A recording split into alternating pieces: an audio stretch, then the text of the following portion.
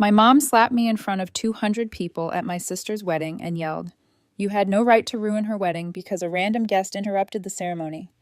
Then Grandpa plugged in a USB. The secrets it exposed changed our family forever that afternoon. Hey, Reddit. My family always saw me as the screw-up, while my sister was the perfect one. I stayed out of their way, built my own life, figured I was done with the drama. Turns out they had other plans. Before I get to the mess, let me start at the beginning. I guess I should start by saying my name is Latasha. I'm 27, work in IT for a local construction company. Nothing glamorous. My sister Megan was always the golden child in the family. Straight A's, cheer captain, college sweetheart fiance named Brandon. She did everything by the book. I was the opposite. Barely scraped through school, got caught up with the wrong crowd for a bit, and I've had more than a few blow-ups with my mom over the years. Dad stayed quiet through all of it like he always does. So yeah, in our family, Megan was the perfect one. I was the kid they whispered about at Thanksgiving. The wedding was supposed to be her big day. Ceremony first, then this fancy reception at a hotel downtown. Mom had been bragging for months about how perfect everything was going to be. Every flower matched the napkins. The cake was 4 tiers, the whole 9 yards. It was already a sauna inside because the AC was busted and everyone was fanning themselves with the programs. Megan looked like she walked out of a bridal magazine, standing up there with Brandon under the giant cross. The pastor going on about love and commitment. People were tearing up. Then, right when the pastor said, "If anyone knows a reason these two should not be joined," a guy in the back row stood up. He wasn't dressed like a guest. Jeans, plain button-down, nervous energy. He says loud enough for everyone to hear, "Are you sure about this, Megan?" The whole room froze, like you could hear the AC rattling in the ceiling even though it barely worked. Megan spun around, her veil swishing, eyes wide. Brandon looked like he'd swallowed a rock. And then, like clockwork, every head in that place turned toward me. Because of course they did. I was leaning against the sidewall, dressed in the suit Mom made me rent, just trying to get through this thing without drama. But one look from her, and I knew she thought this had my name all over it. "Latasha," she hissed, like I just set the chapel on fire. I shook my head immediately. Wasn't me. The guy in the back sat down after a second, like maybe he regretted saying anything, but the damage was done. The pastor stopped talking. Megan's face was red. Mom was glaring at me like she wanted to drag me outside by the ear, even though I hadn't done a damn thing. Brandon tried to laugh it off, but his laugh came out weird and high-pitched. Let's keep going," he said, looking at the pastor. But Megan wasn't looking at him anymore. She was looking at me, and it wasn't the usual annoyed sister look either. It was this tight, sharp glare that said, "If you ruin this, we're done." So, here's the part nobody at the wedding knew. The night before all this, I ran into Brandon behind the venue kitchen while the staff was unloading cases of bottled water and flowers. It was late. Most of the family had gone home to rest before the big day. I was grabbing my jacket when I saw him out there smoking and pacing. Now, I don't like Brandon, never have. It's not just protective sister stuff either. There's something fake about the guy. Like, he shakes your hand but looks over your shoulder while doing it. Always felt like he was performing for Megan and my parents. Anyway, a week earlier, one of my coworkers, Matt, told me his girlfriend used to hang out with Brandon's college buddies. Apparently, Brandon wasn't exactly living the saintly life Megan thought he was living. Nothing concrete, just, "You should probably ask your sister if she really knows this guy" type of talk. So yeah, I went right up to him that night and told him straight, "Look, man, if you've got something Megan doesn't know, you better tell her before tomorrow. Better she hears it from you than someone else." He laughed like I was joking, then got serious real fast. Said I didn't know what I was talking about, that people love to run their mouths, that Megan didn't need my drama. The night before her wedding, I told him I didn't care about drama, but if there was something she needed to know, she deserved to know before she married him in front of 200 people. He flicked the cigarette into the trash bin so hard the ash flew out and told me to mind my own business. Walked off like he was done talking. So, yeah, that was the last conversation we had before today. Blew up. Which explains why, when the random guy interrupted the ceremony and everyone looked at me, they were thinking, "Oh, that must be about what Latasha said last night." But I didn't help myself either because my family already thinks I'm the troublemaker. Megan got scholarships. I barely graduated. She got engaged at 24. I moved back home at 24 after losing my first apartment because my roommate bailed on rent. Every mistake I made stuck to me like glue, while every good thing Megan did got her another framed picture on Mom's hallway wall. As the pastor tried to regain control, I felt someone slip a folded place card into my hand. I turned slightly. It was my cousin Isla standing near the aisle pretending to fix her shoe. We barely talk at family stuff except for polite small talk. I unfolded the card under the pew. All it said was 1402, 10 minutes. I stared at it, trying not to show anything on my face. Room 1402 was part of the hotel attached to the reception hall. Before I could process it, Megan's voice snapped through the air. "Latasha, if you've got something to say it now." My mouth opened, but nothing came out because I didn't even know what this was about yet. Mom cut in before I could answer. "She's not saying anything because she just wants attention," she said real sharp, like she'd been waiting years to unload that line in public. Brandon mumbled something to Megan, but she shoved his hand off her arm. The pastor suggested we all take a short break before the vows. Probably the smartest move he made all day. People started whispering, fanning themselves harder, looking between me, Megan, and the guy in the back, like they were watching the first act of some cheap drama. I walked out into the hallway before Mom could corner me. She was calling my name, but I kept moving. I needed air, space, something. That's when I saw Brandon near the lobby doors, phone to his ear, pacing fast, talking even faster. He looked worried, not like a groom running late, worried, more like a guy whose plans just fell apart, worried. I didn't have proof yet, but right then I knew two things. One, something about this wedding was messed up. Two, for once in my life, it wasn't because of me. I checked the time. 10 minutes until I found out what was in room 1402. And yeah, I was going. I headed for the hallway where Isla told me to meet her. She's my mom's sister's kid, 2 years younger than me, college student, quiet type. We've never talked about anything deeper than how's school. She was waiting near the side exit by the vending machines, arms folded like she was guarding the door. "You came?" she said when I walked up. "Yeah, what's going on?" She glanced over her shoulder before pulling a hotel key card from her purse and pressing it into my hand. "Room 1402, desk drawer. You'll find something there. Just don't go alone." That threw me off. "Why not?" "Because if he sees you with it, he's going to come after you," she said. "It's a backup he doesn't know exists. He thinks the only copy is the one being held for your grandpa." "Who's he?" I asked, even though I already knew. She didn't answer, just looked toward the lobby where Brandon was still pacing on his phone. 10 minutes, she said. "Then go." "And the guy who stood up in the chapel?" I asked. "I texted a friend to stall if things got tense," she said.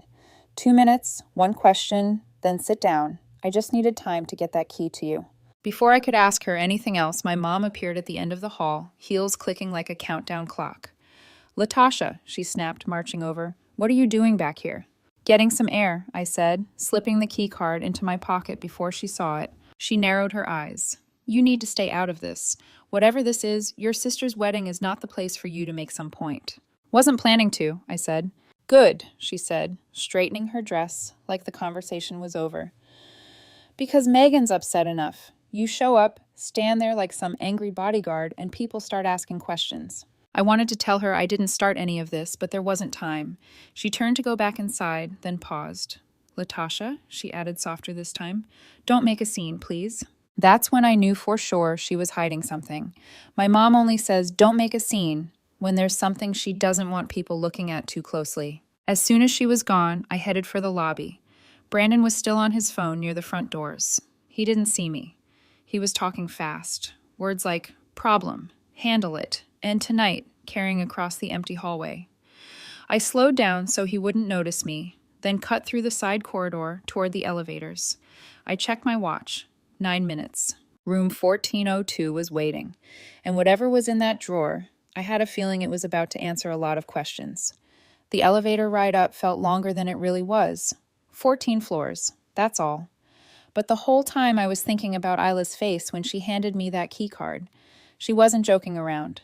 Whatever was in this room, she thought it mattered enough to risk Mom and Megan tearing her apart later. 14th floor hallway was quiet. Carpet smelling like lemon cleaner.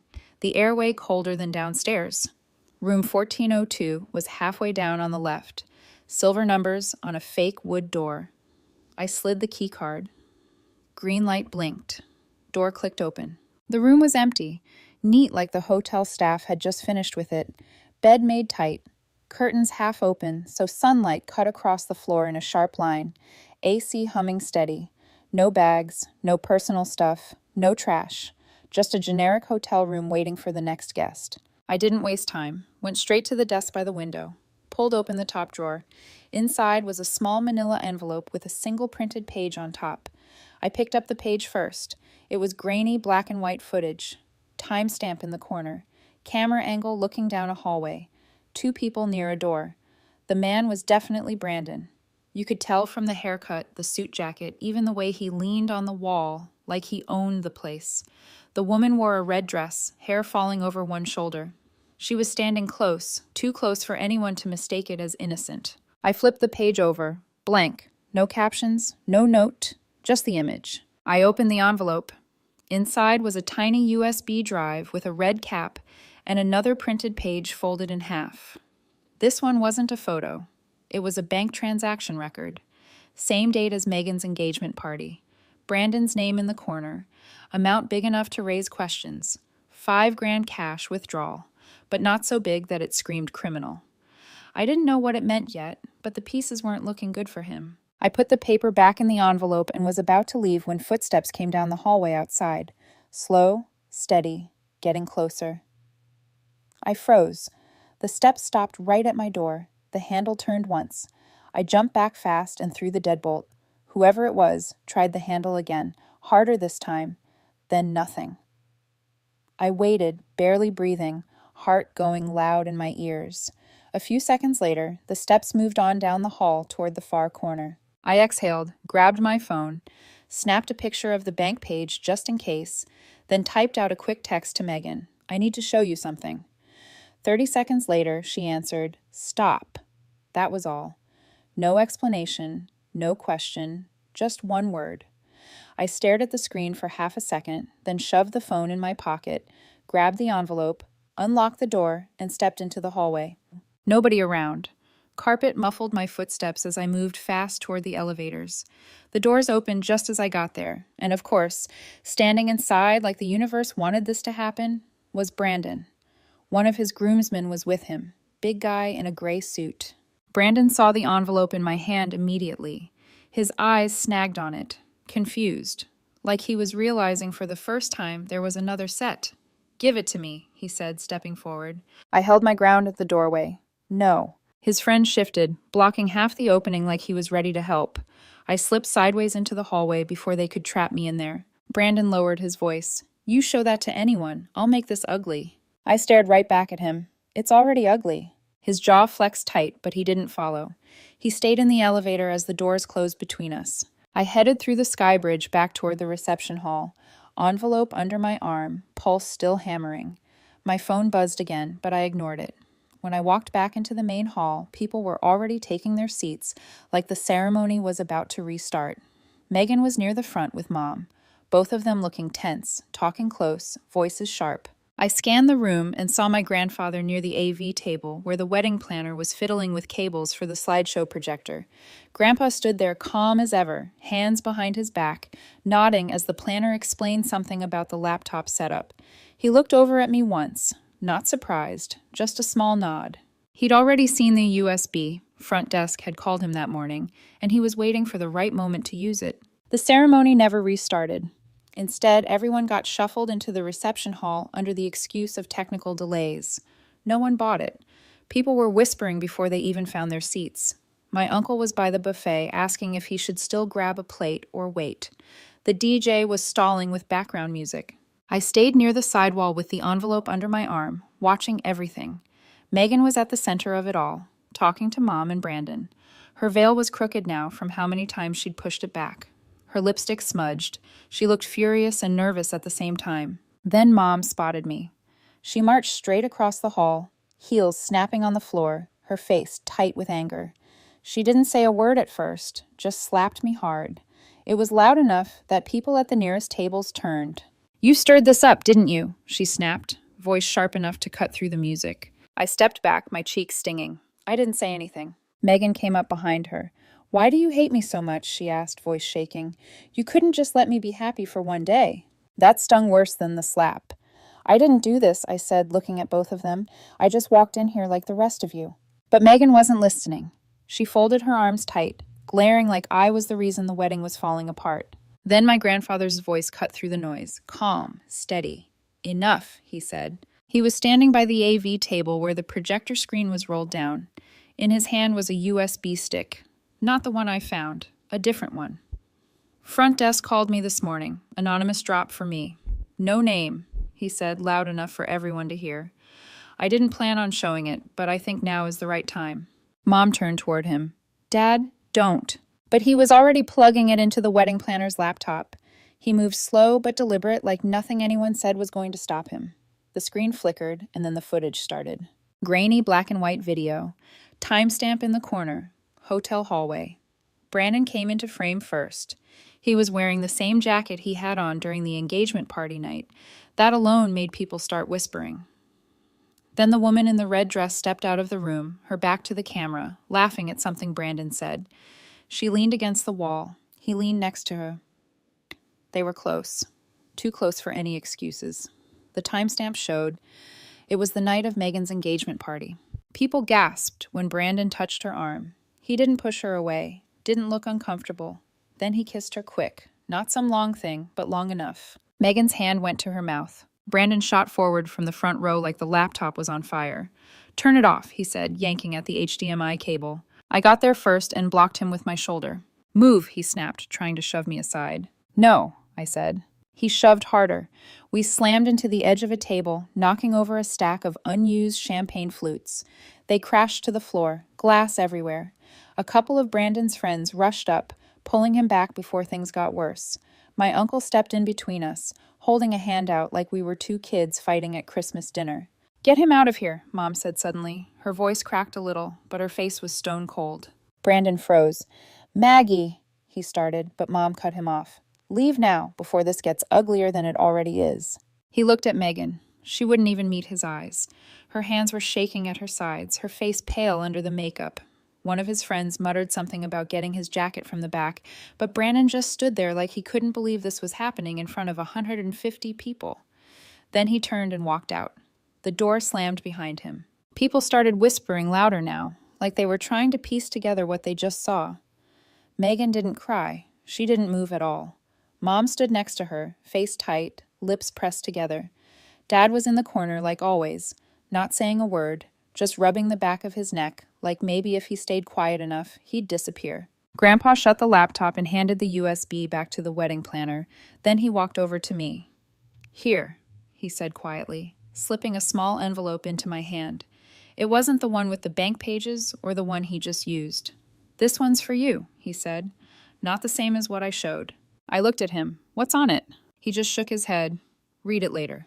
When things calmed down, he looked tired but steady, like he'd been carrying this whole mess all day and was finally setting it down piece by piece. The hall was dead silent, except for people whispering at the back tables. Megan still hadn't said a word. I looked at the envelope in my hand, wondering how much worse this could get. Turns out a lot. I waited until the hall thinned out before opening the envelope Grandpa gave me. People were still talking in low voices, some slipping out toward the parking lot, others staying like they didn't want to miss whatever might happen next. Megan was gone somewhere. Mom was pacing near the gift table, jaw tight, face like stone. Dad sat on a chair with his elbows on his knees, staring at the floor like he wished it would swallow him. I tore the envelope open in a corner near the hallway doors. More grainy prints. Same camera angle as before. Same hotel hallway. But this time, it wasn't Brandon. It was Mom. She was standing outside a hotel room door in her blue jacket holding a manila envelope. Different timestamp. This was the morning after the engagement party. The next picture showed her handing the envelope to a hotel staffer in uniform, scrawled across the top in marker, "Deliver at front desk for Thomas Carter," my grandfather's name. So she'd parked it with hotel staff the morning after the engagement party and made sure it would be handed to Grandpa on the wedding day. I stared at it for a long moment, feeling my stomach drop. She hadn't just known. She'd set the whole thing up so Grandpa would be the one to reveal it, so it would look neat.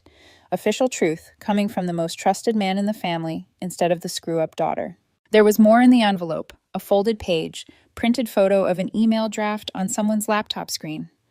I recognized the desktop background, Mom's. The subject line said, Investors Update. Part of the draft read, "We need to keep the investors calm until the wedding goes through. If this leaks early, the entire plan falls apart." Investors, we didn't have investors. I folded the papers back up, my hands tight around the edges, and walked straight over to Mom and Dad. Mom stopped pacing when she saw the envelope. "What's that?" she asked, voice sharp. I held up the prints. "It's you," I said. "Delivering the files to the hotel. You staged this, handed it to the front desk so Grandpa would be the one to reveal it." Dad straightened in his chair, frowning. "Margaret, what is she talking about?" Mom's expression didn't change. "I did what was necessary," she said flatly. "Necessary?" I held the print closer to her. "You let Megan hate me. You slapped me in front of everyone, all so you could control how this came out." Dad looked between us, confused and tired. "Margaret," he said again, voice quieter this time. Mom smoothed the front of her dress, like she always did when she was cornered. "Megan would never have believed me if I told her myself," she said. This way, she fought to prove it wrong, and in the process, she saw the truth with her own eyes. It was the only way. I stared at her. The only way to what? Humiliate her in front of 200 people? To keep her from marrying a liar, Mom snapped. To stop her from wasting her life on someone who would have ruined her. Dad rubbed his forehead like the words were giving him a headache. "For God's sake, Margaret," he muttered. I pulled out the photo of the email draft. "What's this about investors? Since when do we have investors?" Mom's eyes flicked to the page, then back to me. "That email is from last week," she said. "Back then, the plan was to keep the investors calm until the wedding went through. If it leaked early, the deal would implode." "So what changed?" "The ledger," she said. "I saw the payments 2 nights ago. That's when I scrapped the plan and decided to stop the wedding before Megan signed her life to him. I repacked the footage and had it held for your grandfather at the front desk this morning. So the truth would come from someone Megan trusted." I stared at her. "So you gambled with Megan's wedding? With her life?" "I made sure she didn't marry someone who would betray her," Mom shot back. "She would have ignored me if I'd told her privately. This way, she couldn't." Dad leaned back in his chair like the weight of it all finally hit him. His face looked older in that moment. Lines deeper, shoulders slumped. "You let her hate me," I said quietly. "You knew she'd blame me first." Mom didn't even blink. "She needed someone to push against," she said. "Someone she wouldn't believe. That's how she was going to find the truth." I shook my head. Unbelievable. Just then, the side door opened. Megan walked in wearing jeans and a sweater now, hair pulled back, makeup gone. She must have changed upstairs. She looked at the photos in my hand, then at Mom's face. "What's going on?" she asked. Nobody answered. I handed her the prints without a word. She flipped through them slowly, her expression changing with each one. The hallway shots, the envelope handoff, the email draft. When she looked up, her voice was low but steady. "You let me hate her?" she asked. "Mom, just so I'd see the truth?" Mom didn't flinch. "Yes." No apology, no regret, just that one word. Megan stared at her for a long moment, then set the prints on the table without saying anything else. The room was silent, except for the faint music still playing in the empty reception hall beyond the doors. Megan didn't yell, didn't cry.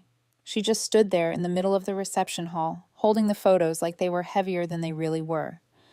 Then she set them on the table next to the half-eaten wedding cake and looked straight at Mom. "I'm done letting you call the shots," she said, voice low but final. "You got what you wanted. He's gone. Wedding's over. But you don't get to control what happens next." Mom opened her mouth, ready to fire back, but Megan cut her off before she could even start. "And don't look at her," Megan added, nodding toward me. This time I watched it with my own eyes. "She didn't do this. You did." Mom's face went red like she wasn't used to being told no by either of her kids. She tried anyway. If she had minded her business. "No," Megan snapped. "She stayed out of it until you dragged her in front of everyone. You used her and me. So stop pretending this was for my good." For a second, I thought Mom might actually argue. But she didn't. She just turned toward the window, jaw tight, hands on her hips like she was holding herself together by force. Megan left the room without saying anything else. I followed a minute later, not to talk to her, she clearly wanted space, but to find Ela. She was backstage near the catering tables, eating a plate of cold pasta like nothing had happened. I sat across from her on a folding chair. "Why me?" I asked. "You could have given that key to anyone." She shrugged. My friend on hotel staff found the envelope under her door this morning. No name on it. She didn't want to get involved. I told her I knew someone who wasn't fake smiling through this whole thing. So you picked me? I said. Yeah, she said, stabbing another bite of pasta. Everyone else looked too scared to actually open it. Fair enough. I thanked her and headed toward the side exit for some air. That's when I ran into a tall guy in a black suit leaning against the loading dock railing. I recognized him from earlier, one of Brandon's friends, the quiet one who hadn't said much all day. He didn't waste time. Word of advice, he said. Forget the money trail stuff. I stopped a few feet away. Why? Because some of the people behind it aren't the kind you argue with. He looked straight at me, face serious. You don't want this on your back. I didn't answer. He pushed off the railing. Brandon messed up with the girl, yeah. But the other stuff, that's bigger than him. Bigger than you. Before I could ask what he meant, Brandon himself walked out from the other side of the dock. His tie was gone, hair messed up like he'd been pacing in circles since leaving the hall. The friend backed off a little like he didn't want any part of what was about to happen. Brandon came straight at me. You think you won because she threw me out? He said. You think you're the hero here? I didn't answer. He swung first. It wasn't some movie punch, just a fast, sloppy swing that caught my shoulder more than my jaw.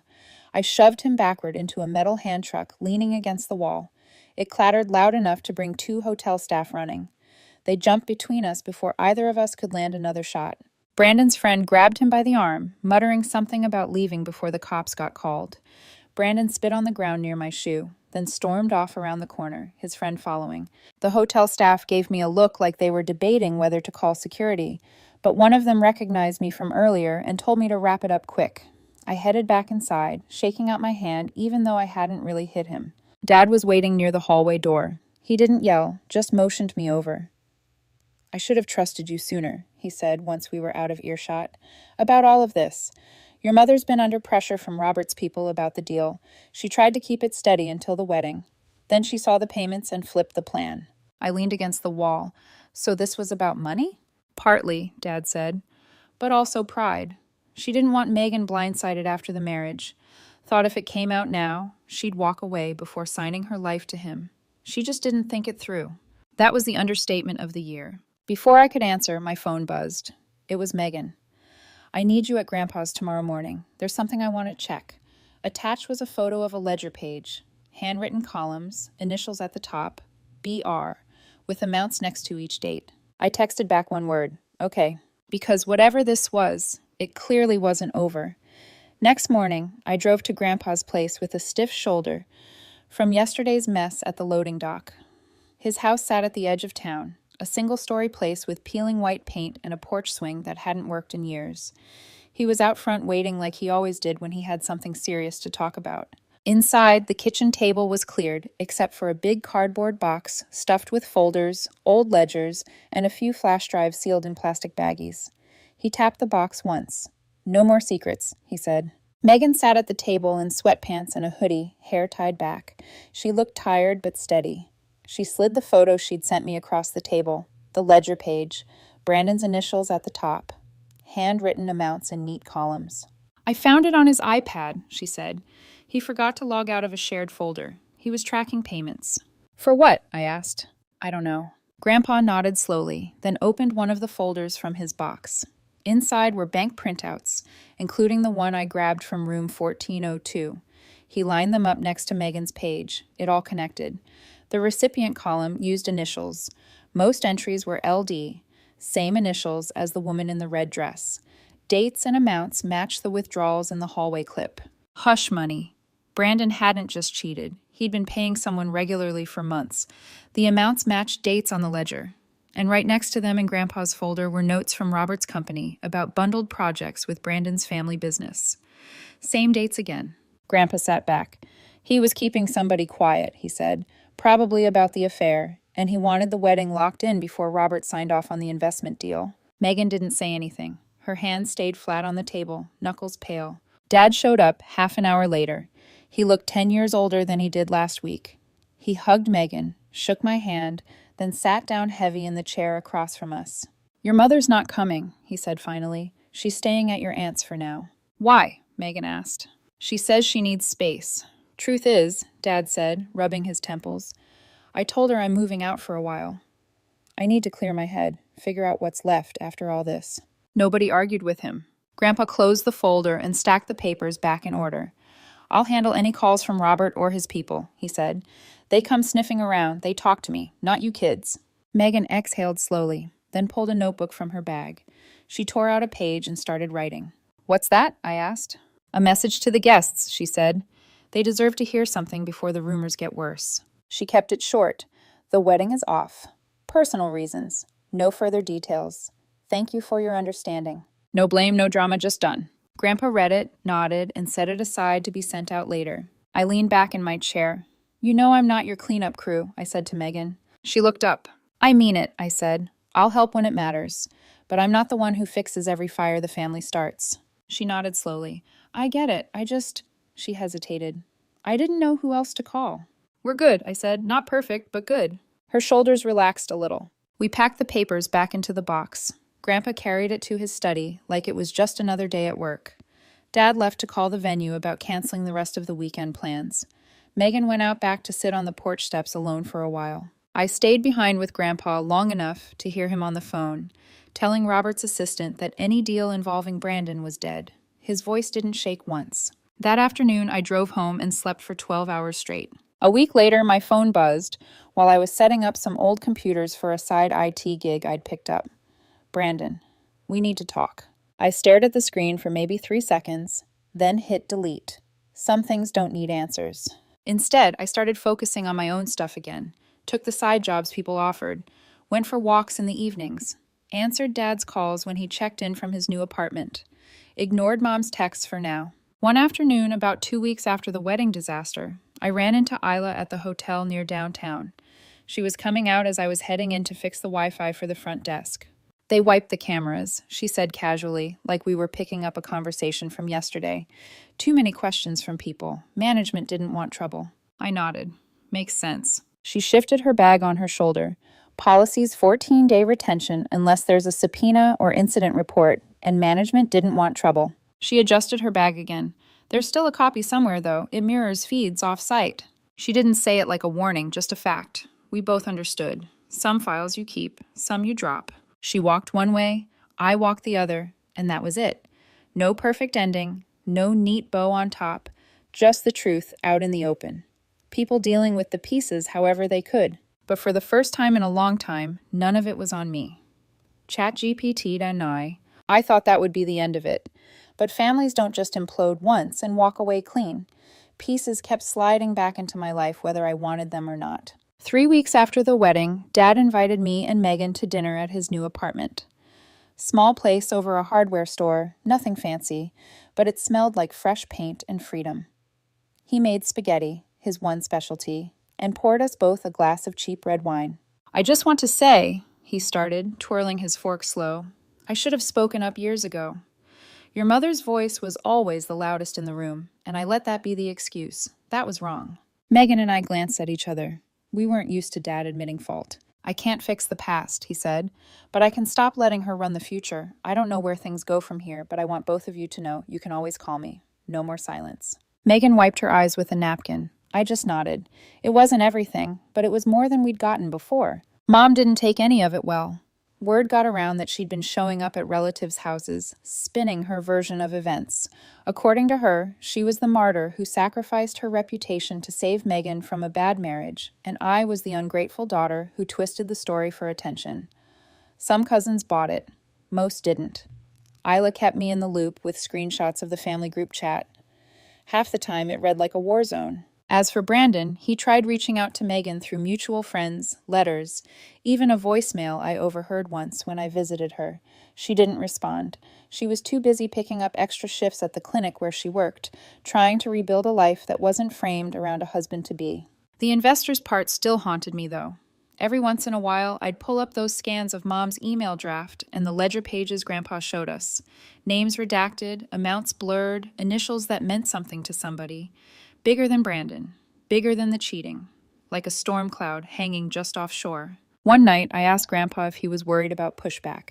He leaned back in his chair, sipped his tea, and said, "When men like Robert realize they can't squeeze profit from a situation, they move on. He's already moved on." But what if Brandon doesn't? I asked. Grandpa's eyes narrowed, just a fraction. Then he'll learn the hard way that this family may fight with each other, but when someone outside tries to exploit it, we close ranks. For the first time, I believed him. Life didn't turn perfect after that. Mom kept her distance, but never stopped her little digs online. Megan was still fragile, some nights crying on my couch about everything she lost. Dad was figuring out how to live without decades of Mom's control. But for me, for once, the label of family screw-up didn't stick anymore. Because when it all went to hell, I wasn't the one who burned it down. I was the one who stood there, told the truth, and walked away with my head up. And that in my family was a first.